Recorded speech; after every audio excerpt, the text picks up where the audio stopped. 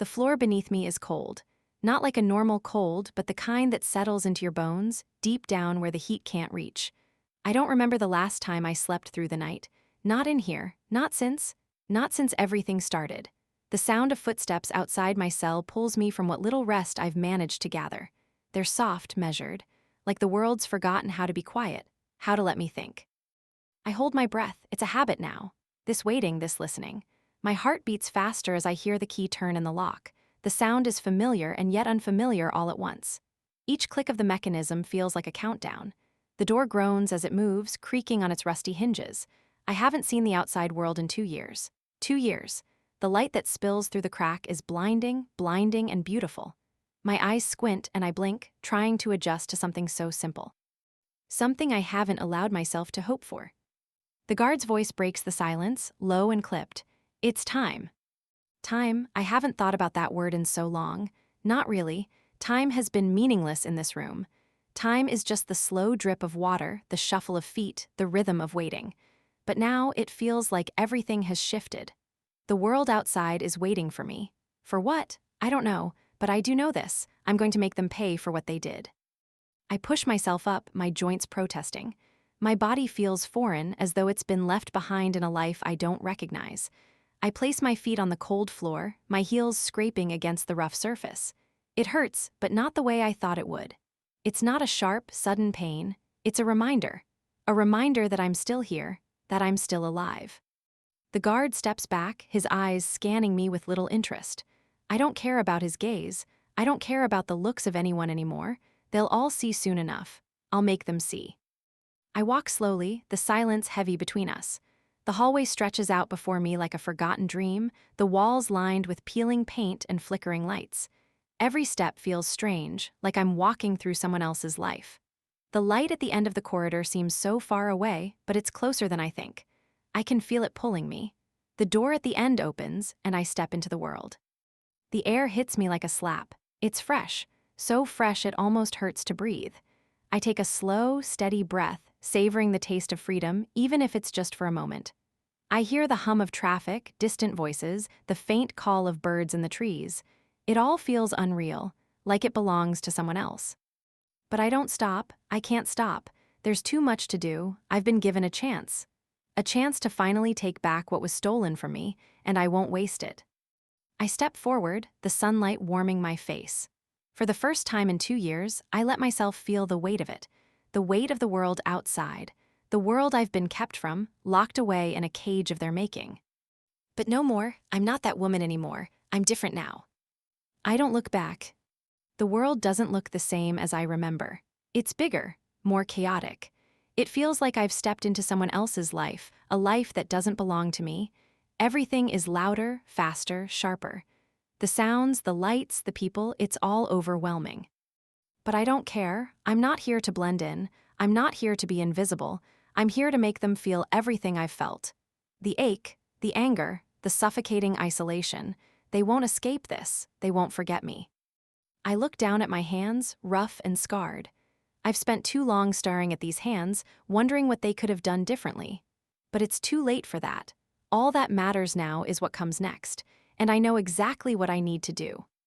The car door slams shut behind me, the sound of the engine roaring to life. The world zooms past the window, a blur of motion that seems foreign, unreal. I don't even know where I'm going. But I know the man who put me here is waiting. He thinks he's one, but he's wrong, so wrong.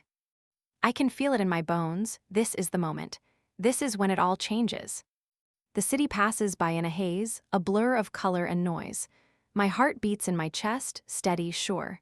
The air feels heavy, like it's thick with something I can't quite name. I've been given a chance to do what I should have done a long time ago. I've waited for this moment. The car stops. I don't move right away. I let the engine hum in the background, the only sound filling the space between us. I sit for a moment, gathering the quiet strength I've built over the years of silence. The door opens, and I step out into the unknown. The city looks different now. It's the same city, but it's not. I've changed. I've had time to think, to plan, and now everything is set in motion. It's time to face him, the man who thought he could break me. But he's wrong, so wrong. I'm not broken. Not anymore. And as I take a step forward, the world feels smaller, quieter. The weight of everything I've carried, the hurt, the pain, the rage, it doesn't feel as heavy anymore. It's still there, but I know what I have to do. I'll make them all see, I'll make them feel everything. The wind picks up, brushing against my face, and for the first time in years, I feel the freedom I've been waiting for. I'm ready. And nothing will stop me now. The door closes behind me with a heavy thud, sealing away the years I've spent in that room. The hallway stretches out in front of me, long and empty, bathed in a sickly yellow light. I'm not used to being out here, in this space that feels like someone else's life. The floor beneath my bare feet is cold, biting through the thin soles of the shoes I've been given. It makes me flinch, but I don't stop. I just keep walking, the sound of my steps echoing down the corridor, too loud for a place this quiet. Too real. I hesitate just for a moment. There's something unsettling about the way the world feels right now. It's not like I thought it would be. This isn't the freedom I imagined, bright and full of opportunity. It's more like an empty room with no walls, a vacuum sucking everything in. I glance up, noticing the dim lights flickering overhead. A steady hum fills the space, the kind of hum that you get used to after a while. It feels out of place in a world I thought was meant to be full of life. I stop for a second, listening to the hum, letting it fill the silence around me. The place feels like it's holding its breath, waiting for me to make the next move. I let my eyes drift toward the cracked mirror at the end of the hallway. The glass is dusty, smeared with something I don't want to touch, but the reflection pulls me in like it has a story of its own to tell. I look at myself for a moment, and then I look again. The woman in the mirror is unfamiliar. She's wearing clothes that feel too big, the kind of thing you wear when you're someone else. She's standing in a way that feels awkward, like she doesn't know what to do with her body. Her eyes, they look tired, exhausted even. There's a sharpness in them, though, something that wasn't there before, something that feels like it could cut through the fog around her. I take a breath, wondering if she's me. I wonder how much of me is still here, behind the eyes of this woman. I can't remember what I used to look like, but I remember the feeling of being alive, of living in a world that didn't have walls or locks, of feeling the warmth of sunlight, of breathing in the outside air, of standing tall. And now, I'm here, looking at this woman, and I don't know if I recognize her anymore. I touch the mirror, my fingers tracing the crack in the glass. There's something strangely intimate about the way my reflection, and I don't quite connect.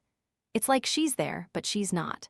And for a moment, I feel the weight of those 2 years, pressing down on me in ways I wasn't prepared for. How much of me has changed? More than I care to admit, I think. I pull my hand away from the glass. The woman in the reflection doesn't move with me. She stays there, staring back, almost like she's waiting for me to figure out who she is. I don't have an answer for her. Not yet. I turn away, the flickering lights casting long, strange shadows on the walls. The hallway seems to stretch further, growing darker the longer I stand still. But I don't stop. I keep walking, one step after the other, even though the world feels distorted. It doesn't feel real. It doesn't feel like mine, but it is mine. It's all mine now. And that's the part I have to get used to. The cold floor meets my feet again, and with each step, I feel myself slipping further away from the woman I was. But maybe that's a good thing. Maybe I don't want to be her anymore. Maybe the woman in the mirror is the last thing holding me back. And maybe, just maybe, it's time to let her go. The dim light above flickers once more, casting a shadow that dances across the walls. I keep moving, pushing forward, letting the silence of the hall wrap around me. The gates open slowly, the heavy sound of metal against metal ringing in the quiet air. My feet crunch against the gravel as I step outside, finally leaving behind the cold walls that held me for so long. For a moment, I stand still, feeling the weight of the world outside settle on my shoulders. It's different. Everything is different. The world seems too big, too wide, too much. And then I see it. A black car. It's parked just beyond the gates, its windows darkened, almost like it's hiding in plain sight. There's something unnerving about it. Its sleek body, its quiet presence, it feels like it's been waiting for me, as if it's part of the plan I don't fully understand. I approach slowly, the air thick with a strange tension. The car seems to pulse with an unseen rhythm, like it's alive in a way that makes my skin crawl. I slide into the backseat, the door shutting behind me with a soft thud that feels too final. The cold leather of the seat presses against my legs, its chill running through me. I don't look up at first. My hands brush over the smooth surface of the seat, tracing the edges as if I can feel the secrets hidden inside it. The car smells faintly of leather and something unfamiliar, something faintly metallic. It feels foreign in the same way the world does now. Like I don't belong here, but I don't have a choice. I glance up finally, catching a glimpse of the driver in the rearview mirror. His face is unreadable, his eyes hidden behind the reflection of the dark glass. I don't know him, I don't even know why he's here. But there's something in the way he sits, the way he keeps his hands steady on the wheel, that makes me feel like I should know him. But he doesn't speak, not a word. His silence wraps around me, and I wonder if he knows what I've been through.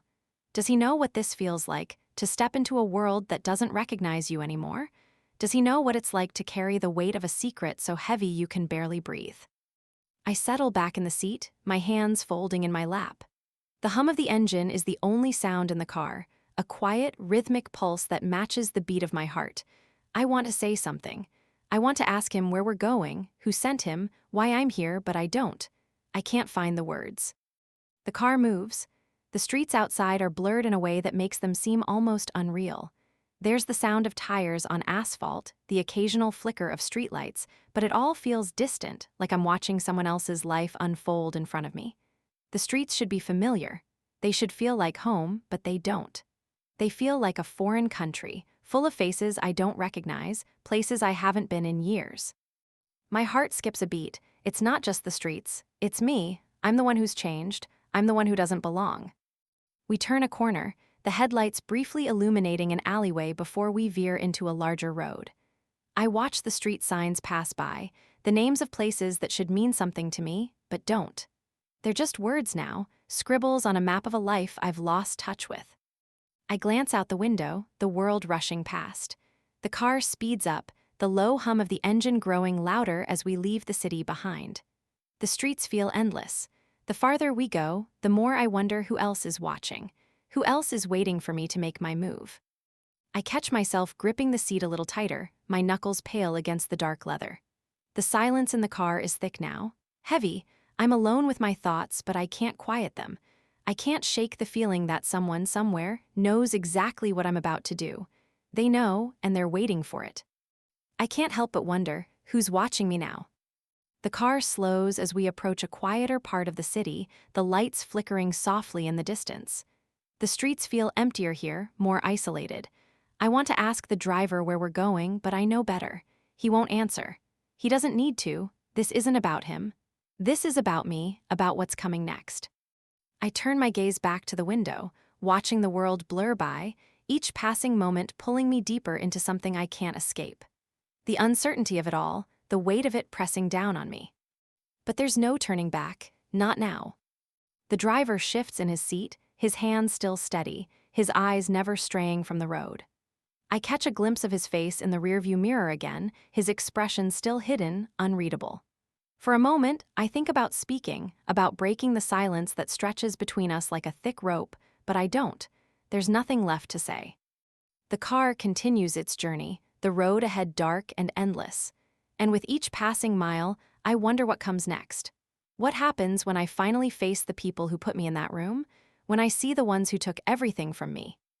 The question lingers in the quiet, unanswered, but I don't need the answer right now. I'm closer, that's all that matters. The door creaks open with a low groan, the sound familiar in a way that unsettles me. It's strange how something can feel both comforting and unsettling at the same time. The house. My house.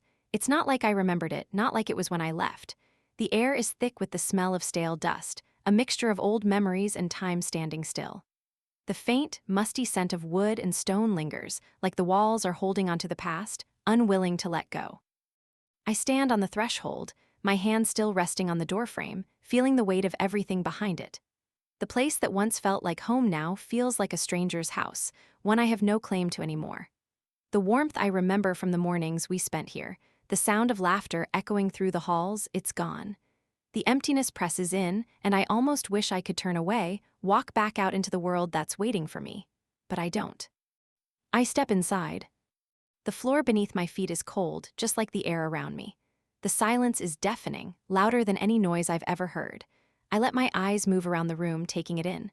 The familiar living room where we sat for hours, talking about nothing and everything. The worn couch in the corner, the one I always sat on, its fabric now faded from years of use. It looks the same, but different somehow. The frames on the walls, the ones that used to hold our smiles, are gone. The pictures are scattered, thrown aside like they never mattered. I walk further in, my feet slow, hesitant. Every step feels like I'm walking through a memory, each one too sharp, too real. The smell of the kitchen hits me next, faint but unmistakable, the smell of coffee, of dinner cooking. The house is alive with ghosts. I can almost hear the sounds, almost feel the presence of the people who once filled this space. I pause in front of the staircase, my fingers brushing against the railing that once felt so familiar. It's the same wood, the same grain, but the space feels hollow now. It doesn't echo with life anymore. I wonder if it ever will again. The stairs creak beneath me as I move upward, each step a reminder of everything I've lost. I stop at the top of the stairs, looking down the hallway that used to lead to our bedroom. My bedroom. It feels like a distant dream. I take a deep breath before I walk toward the door. The hallway stretches in front of me, long and empty. The rooms that once held so much warmth are now barren, the silence almost suffocating. I stand in front of the bedroom door, the one that once felt like a sanctuary.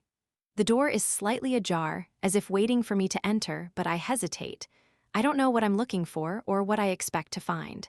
It's just a room with 4 walls and a bed in the center. Nothing more, nothing less. But when I push the door open, I'm hit with a flood of memories. The scent of linen, of old books that used to line the shelves. The bed, the one we slept in together, is still there. But it's not the same. It's just a bed now, empty, abandoned. There's nothing to fill it. Not anymore. I walk across the room, my fingers trailing over the dresser, over the wooden surface that once held small trinkets, little reminders of our life here. Now it's bare. It's all bare. I turn toward the window and look out at the yard. The trees are still there, the garden still holds some of its color, but it feels distant now. The view that used to bring comfort, peace, is now just a blur of green and brown, a backdrop to a life that has moved on without me. The silence is heavier here, in this room, where everything once felt so full, so alive. I sit on the edge of the bed, my hands folded in my lap. I close my eyes for a moment, letting the memories wash over me. The laughter, the love, the quiet moments shared between us. And then I open my eyes. I'm still here. The house is still here, but everything has changed. The question lingers, hanging in the air between me and the empty walls. Can I reclaim what I lost? Can I bring this house, this life, back to what it once was? Or has it already forgotten me, just like the world outside?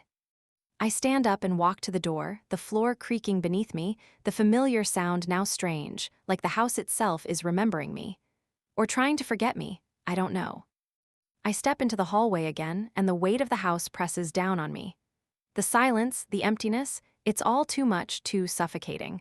I need to move, I need to do something. But I don't know what that something is yet. I don't know what comes next. I walk back down the stairs, feeling the floor beneath my feet once again. The house feels like it's watching me, waiting for me to make a decision, to make the next move. But I don't have the answers, not yet. Maybe the house has already forgotten me. Maybe it's too late to reclaim what's lost. But then again, maybe it's not. I walk toward the door, the sunlight streaming in from outside, brighter now, like it's calling me. The world outside is waiting for me, and for the first time in a long time, I feel a flicker of hope. I step out, leaving the house behind, for now. I walk into the kitchen, the air still heavy with the scent of stale coffee and dust, remnants of a life I can't quite recall. The countertop, once filled with the small things of everyday life, mugs, fruit bowls, the clutter of lived-in space, now feels bare. It's like the house has been emptied out, not just of its possessions, but of its soul. But there's something on the counter that catches my eye. A small, white envelope, placed neatly in the center, as if it had been waiting for me. I step closer, my heart tightening before I even touch it. The handwriting is unmistakable. Daniel? The name scrawled in black ink, my name, it feels like an accusation. It's been so long, too long, and yet here it is. I stand there for a moment, my fingers hovering over the envelope, as though touching it will make everything that came before this moment come rushing back. The house, the love, the betrayal, the last 2 years of silence, everything. I don't know why I hesitate. There's no reason to hold on to this. No reason to let the past linger in something so simple as a letter. But I do. I take a slow breath before ripping it open. The paper inside is thin, the edges slightly bent, as though it's been carried around for longer than it should have been. I unfold it slowly, every part of me screaming to just put it down to walk away. But I don't, I read it. The words on the page are cold, stiff, like they've been written by someone who doesn't even know how to apologize. Daniel claims he's changed. He says he's sorry. But it doesn't feel like an apology. It feels like ashes, like the words are hollow, offering nothing but an empty promise. There's no warmth, no regret in the way they're strung together. Just the sterile, distant formality of someone trying to sound like they care. I can feel the anger bubbling up inside me, slow and steady, like a pot left too long on the stove. It starts in my chest, a tightness I can't shake, and it spreads through my limbs until it settles in my hands. My fingers tremble, holding the letter as if it could burn me. I don't want to read anymore. I don't care about the excuses, the empty apologies. He doesn't know, he never did. Not really. Not the depth of the destruction he caused. I tear the letter in half. The paper rips easily, the sound sharp in the quiet room. The anger that's been simmering beneath the surface for so long finally rises, and I throw the pieces into the trash without a second thought. They fall into the bin with a soft thud, landing amongst the broken remnants of my past. I stand there for a moment, staring at the torn fragments as though I could somehow piece them back together. But I can't. It's too late for that. My breath is shallow, the heat of my anger still swirling inside me, but it doesn't feel like relief. It feels like something that's been smothered, buried underneath 1,000 other things I've pushed away. I walk over to the window and look out, but I don't see anything. Just the same streets, the same world, still turning, still moving forward. Does Daniel even know what he's done? Does he even understand the weight of the pain he caused? I don't know, maybe he doesn't, but I know this, he doesn't get to make it right with a letter. He doesn't get to rewrite the past with a few empty words. I turn away from the window, the anger still poolsing in my chest, but now it's accompanied by something else. A quiet sadness that sits in the pit of my stomach, heavy and unshakable. I can't keep doing this. I can't keep looking back, wondering if he'll ever understand, if he'll ever truly regret what he did. So I walk away. I leave the kitchen, the letter still in the trash, the anger still simmering beneath the surface. But I know this is the last time I'll let it control me. I've been waiting for something to change, for him to change. But now I realize that nothing will change until I do, until I take control, until I stop holding onto the past. I leave the house behind me, but the echoes of what was still linger in the corners of my mind. They always will, but that doesn't mean I have to live there. The cafe is quiet, a soft hum of conversation around us, but the air between me and Ava feels thick, heavy with unspoken words. I can hear the faint clink of spoons against cups, the rustle of paper, but it's all distant. It's all muted, as if I'm standing outside the moment, looking in. Ava sits across from me, her hands folded neatly on the table, her posture perfect as always. She's calm, too calm, like she's been expecting this, waiting for this moment.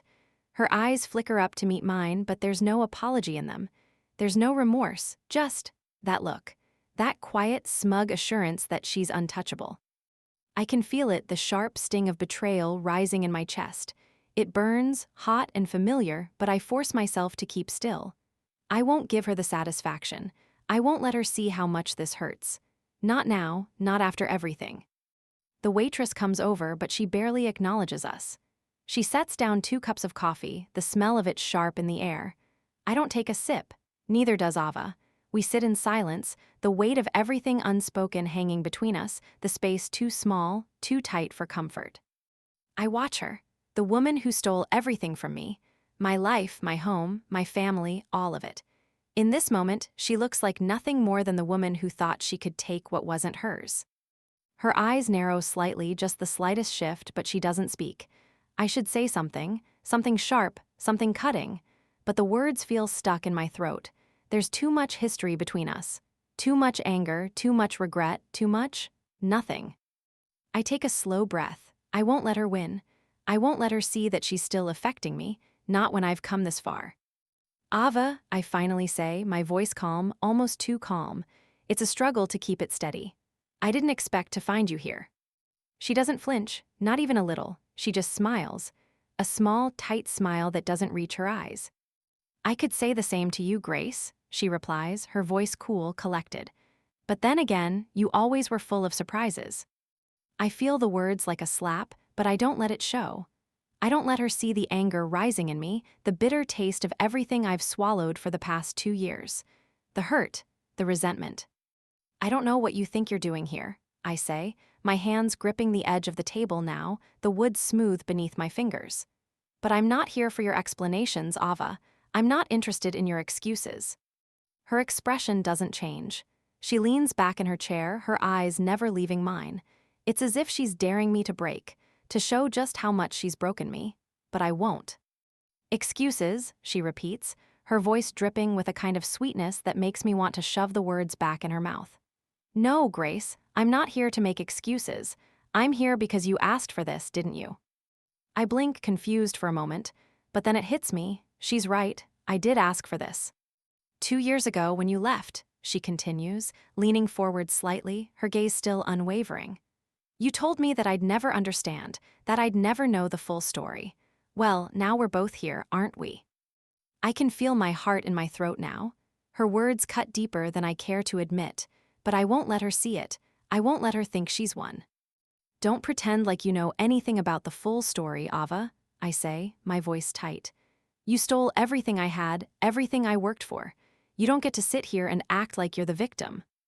Her smile falters for just a moment, but it's gone in an instant. She straightens, a flash of something cold in her eyes. Victim, she says, the word dripping with sarcasm. No, Grace, I'm not the victim here, but I did what you couldn't. I took what you couldn't hold on to. The words hang in the air between us, suffocating and sharp. I want to lash out, to scream, to throw every single thing I've held back at her. But I don't. I stay still, my chest tight with the fury I won't let spill over. I sit there, feeling the seconds tick by, the silence stretching between us like an impossible distance. Ava looks at me with those cold, calculating eyes, and for a moment, I wonder if she even realizes the depth of what she's done. Does she even care, or is this just some game to her? I'm not sure anymore. But I know one thing, I can't keep doing this. I can't keep letting her take pieces of me. So I push my chair back slowly, the sound of it scraping across the floor sharp in the silence. Ava watches me, her eyes still calculating, as if she's waiting for me to say something else, something more. But I don't. I stand, not looking back, not giving her the satisfaction of seeing me break. I walk toward the door, my steps measured, my heart pounding in my chest. And just as my hand reaches the handle, I hear her voice again, soft but unmistakable. Grace. I don't turn around, I don't have to. The door swings open, and I step into the world outside, leaving her behind. And for the first time in a long time, it feels like I'm finally free. The engine hums softly beneath me as I drive through the city, the streets a blur of lights and shadows. The world outside moves too fast, but inside this car, time feels like it's stretching, dragging its feet. The silence is heavy. The kind of silence that fills a space with more noise than any words could. It presses down on me, thick and suffocating. I grip the steering wheel a little tighter, my fingers cold against the worn leather, but I don't feel it. Not really. The city is alive, but I'm not part of it. Not anymore. I've distanced myself from everyone, from everything. The people who used to fill my life now feel like distant figures, characters in a story I don't remember writing. I've kept my thoughts to myself, tucked them away where no one can find them, where no one can see the darkness simmering inside me. I used to trust the world, I used to trust people, but after everything that's happened, after everything I've been through, I don't trust anyone, not even myself, not anymore. I glance in the rearview mirror, but all I see is the empty street behind me. It's just me now, just me and the silence. The anger is still there, sitting just beneath the surface. It's always there, lurking. It started small, a flicker of irritation at the things I couldn't change, at the people who turned their backs on me. But now it's something more, something darker, something that I can feel creeping through me, turning everything sharp and jagged. I feel it in my chest, this tightness, this pressure, as though I'm holding something back that wants to break free. The kind of anger that isn't about shouting or hitting. No, this kind of anger is colder, more calculated. It's the kind that makes you think, makes you plan, makes you wait for the perfect moment to strike. I know what it is. It's revenge. It's the desire to make them feel what I felt, to make them pay for what they did. But I don't know if I can trust myself to do it. I don't know if I can control this thing inside me. The city lights flicker past, a blur of neon signs and storefronts, but I don't see them. I'm not really here, not really anywhere. I'm somewhere between the past and the future, caught in a place where the anger is the only thing that feels real. I'm getting closer to the edge, I can feel it. And I don't know what will happen when I finally step over it. Will I be the same person when I get to the other side? Or will I lose everything I've fought so hard to hold on to? I press my foot down a little harder on the gas pedal, the car surging forward, but the anger inside me is louder than the engine. I'm not in control anymore. The silence around me is thick, but it's not peaceful. It's like a storm brewing, like something about to snap. The world outside is a blur, but the storm inside me is clearer than ever. It's dangerous. I can feel it in the pit of my stomach. The kind of anger that doesn't just consume you, but eats away at everything, your thoughts, your decisions, your soul. I don't know how much longer I can hold on to this. My grip tightens on the wheel as the city becomes quieter, the lights fading into the distance. The quiet stretches out around me, but the silence is no longer comforting. It's a trap I've set for myself. I've been running from this for so long, but now it's here, and I don't know how to stop it. I don't know if I want to. The streetlights flicker as I drive on, the weight of my own thoughts heavier than the night air pressing against the window. The city is behind me now, but the silence in the car is still there, suffocating. I'm alone. And I can feel it, the anger, the storm, the weight of everything I've lost. I don't trust myself, but maybe, just maybe, I don't need to anymore. I just need to keep driving, keep moving forward, keep letting the anger guide me. I don't know where I'm going, but I know it's not the same place I came from. And for the first time in a long time, that's enough. The office is small but tidy, the kind of place that feels like it was built for quiet decisions, not grand gestures. There's a stack of legal papers on the desk, each one perfectly aligned, as if they too are waiting for something to happen. The smell of fresh coffee fills the air, and I can hear the hum of the old radiator in the corner, its warmth a small comfort in the midst of everything that's about to unfold. I sit across from Marissa, the lawyer who has been my shadow for the past 2 years. She's the one who found the cracks in Daniel's world, the one who worked quietly in the background while I fought my own battles. We don't speak much in public. We don't need to. But today, in this small, dimly lit office, we both know exactly why we're here. She's dressed simply, in a crisp blazer and a pencil skirt, her dark hair pulled back into a no-nonsense ponytail. She looks calm, professional, but I can see the tension in her eyes. She knows what I want. She knows where this is going. "Do you know what you're asking for?" she asks, her voice low, almost too quiet for the space between us. I nod, my fingers gripping the edge of the chair, feeling the cool metal beneath my skin. "I'm not here to make peace, Marissa. I want everything. I want him to feel what he did to me." She exhales slowly, glancing down at the papers before her. "Vengeance, Grace, it's not as simple as that." I lean forward, my heart pounding in my chest. I know the risks. I know the cost. But for the first time in years, I feel a strange sense of clarity, a strange sense of power. This is mine. This is something I can control, something that belongs to me. "I'm not afraid of the price," I say, my voice steady, though the truth of it sends a chill through me. "I've already paid too much. He doesn't deserve to keep what's left of this life." Marissa doesn't say anything for a long moment. She lets the silence stretch between us before finally speaking again, her voice tinged with caution. "You're asking me to tear down his empire, to ruin everything he's built. That comes with consequences, not just for him, but for you too." I look down at my hands, still trembling from the weight of everything that's been building up inside me. I know what it means. She leans back in her chair, folding her arms across her chest, her gaze unwavering. "You've been in the shadows for so long. It's hard to know if you'll still have the strength to finish this once you see it all fall apart." Her words hit harder than I expect. I don't want to admit it, but I know she's right. There's a part of me that's afraid that once it starts, there's no going back. Afraid of the person I'll become when I see the wreckage in front of me. But there's something else too. Something inside me that's been building, that's been waiting for this moment. The anger, the hurt, it's all been simmering beneath the surface for too long. And now, for the first time, I feel like I can do something about it. I don't need to be afraid of the fallout, I say, meeting her gaze. I've already lost everything. There's nothing left for me to lose. She looks at me for a long moment, the weight of her silence pressing in on me. She's not wrong. This will cost me. But what will it cost me if I don't take this chance, if I don't make him pay for what he's done? I don't know if I have the strength to destroy everything Daniel built. But I do know this. I'll never be free until I do.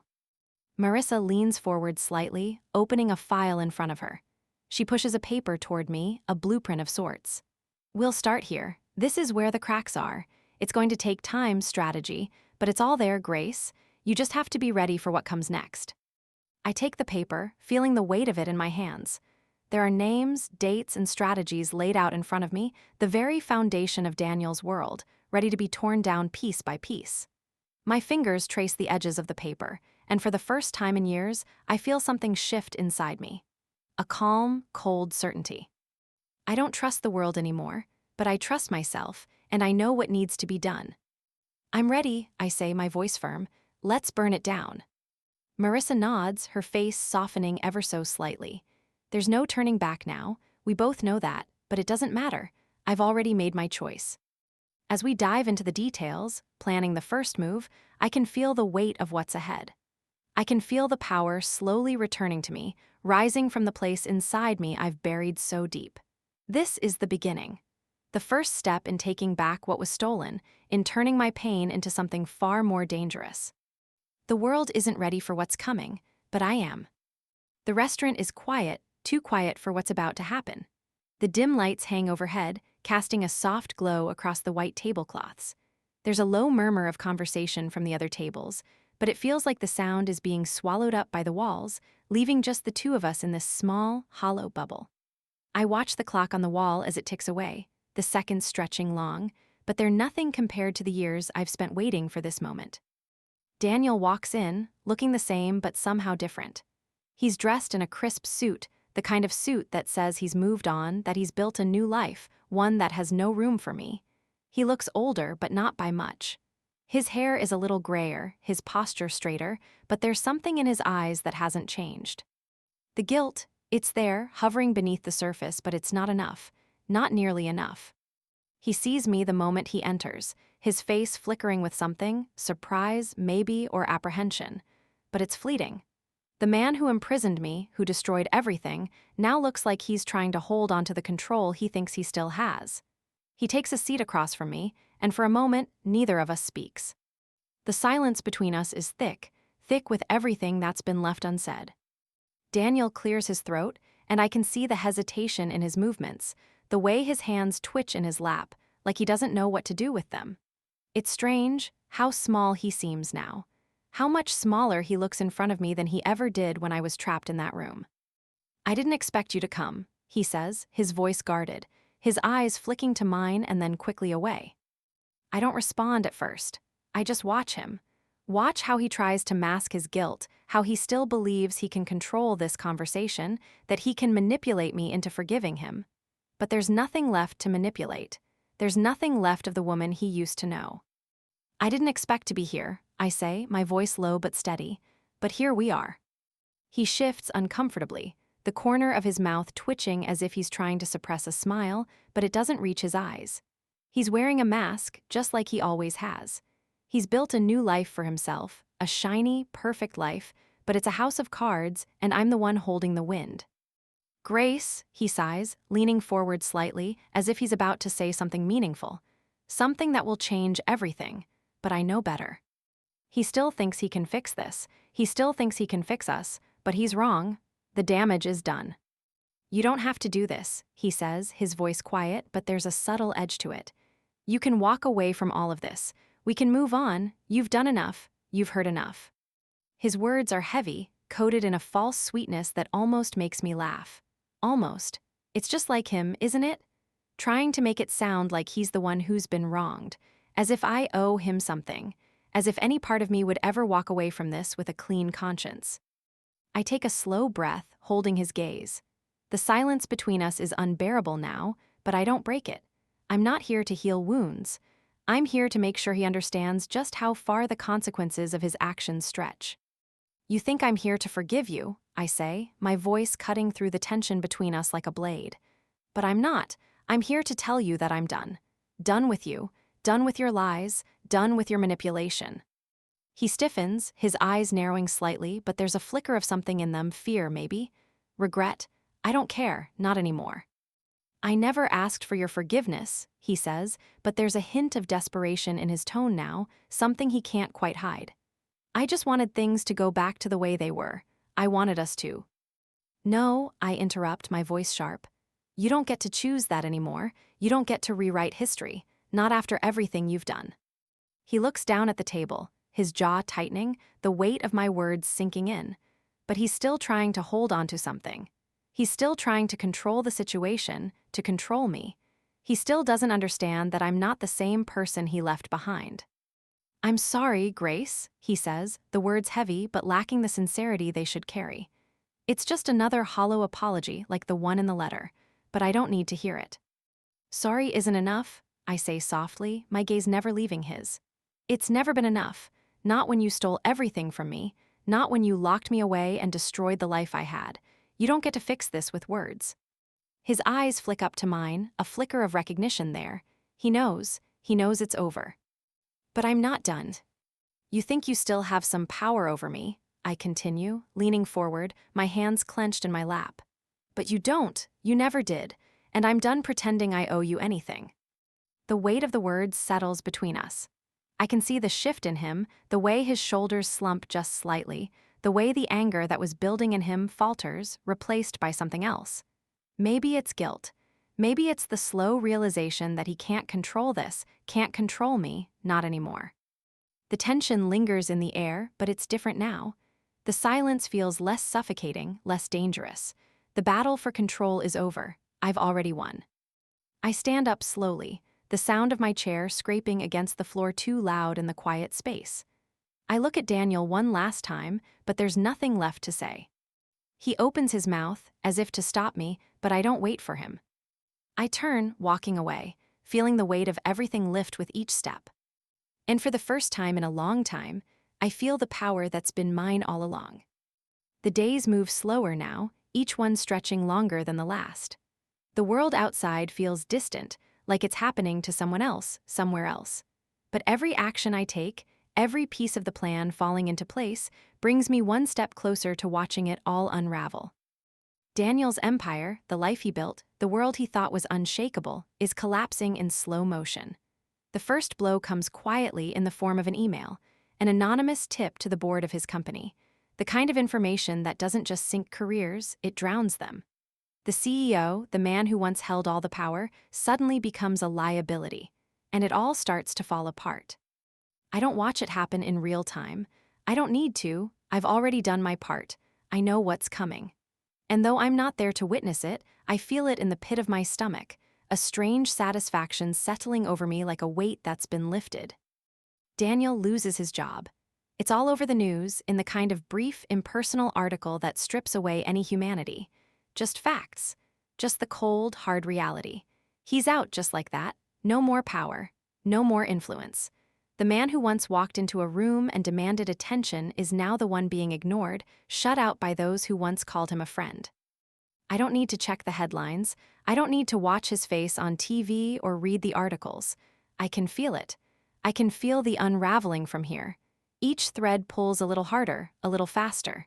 The truth, the weight of everything he's done, is pulling him down. His reputation shatters next. The friends he once had, the ones who surrounded him when he was at his peak, begin to drift away. One by one, they disappear, cutting ties, distancing themselves from a man who's suddenly become a liability. It's quiet at first, like the sound of a door closing softly in the night, but it's there. It's real. I sit at my kitchen table, staring at the papers in front of me, but my mind isn't on them. It's on him. It's on the way his world is disintegrating, piece by piece, without me ever having to lay a hand on him. It's strange how easy it is when the truth works in your favor, when the lies and the manipulation finally catch up with you. The phone rings, and I don't even need to check the caller ID. I already know. It's Marissa, my lawyer. Her voice is calm, as always, but there's something different in the way she speaks. A certain finality. "It's done," she says simply. "He's gone. The company has severed all ties and his assets are being frozen as we speak.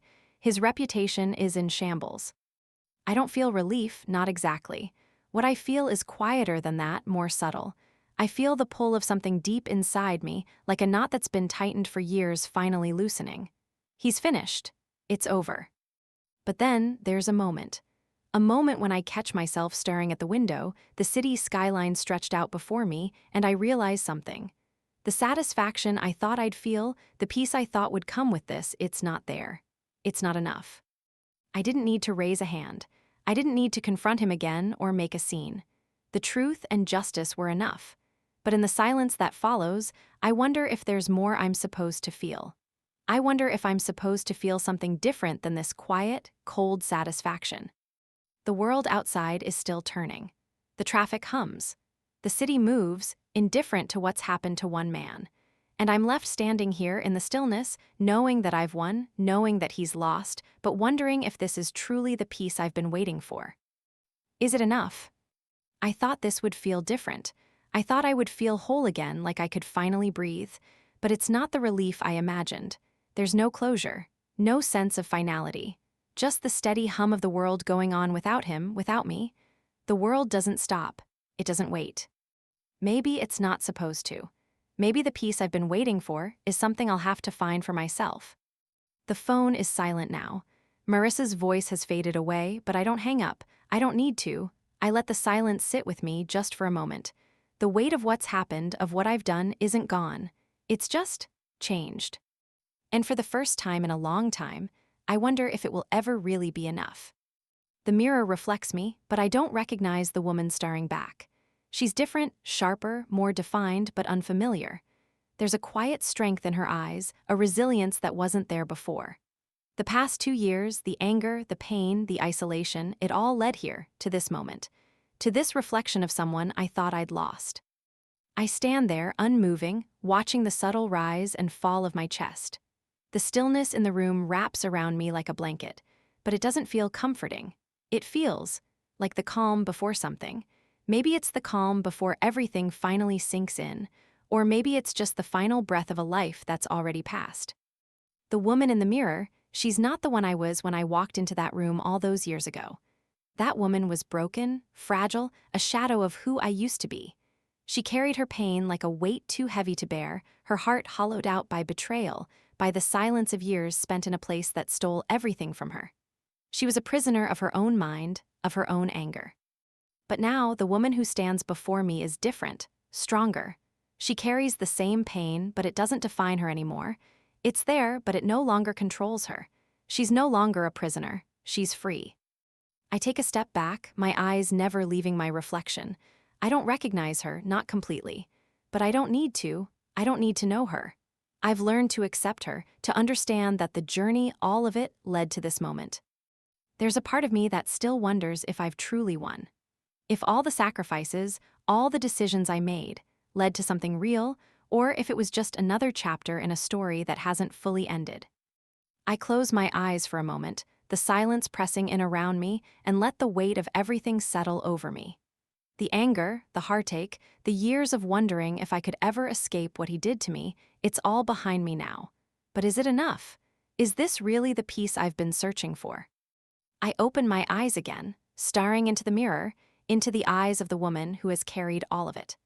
The woman who faced her demons and walked away from them. The woman who looked into the face of the man who destroyed her and refused to let him control her any longer. She's not the same as she was, she's stronger, but she's still carrying something, maybe she always will. I take a deep breath, my chest rising and falling slowly, the air feeling clearer than it ever has. The weight of the past, it's there, but it doesn't hold me anymore. I've let it go. But letting go doesn't mean forgetting. It doesn't mean erasing the pain or the hurt. It just means that it no longer has the power to control me. I turn away from the mirror and walk toward the door, each step firm, each step final. The journey has been long, and there were times when I didn't think I'd make it to this point. But I did. And now, I'm walking away from everything that kept me in the shadows, everything that kept me locked in a life I didn't choose. The door closes behind me with a soft click, the sound echoing in the stillness. It's done. The confrontation is over. The battle has been fought and I've won. But as I stand there, in the quiet of the world outside, I wonder if there's something still left to resolve. Maybe it's not the end. Maybe it's just the beginning of something new. But I don't need to know that now. Not today. Today I'm walking away, and that's enough.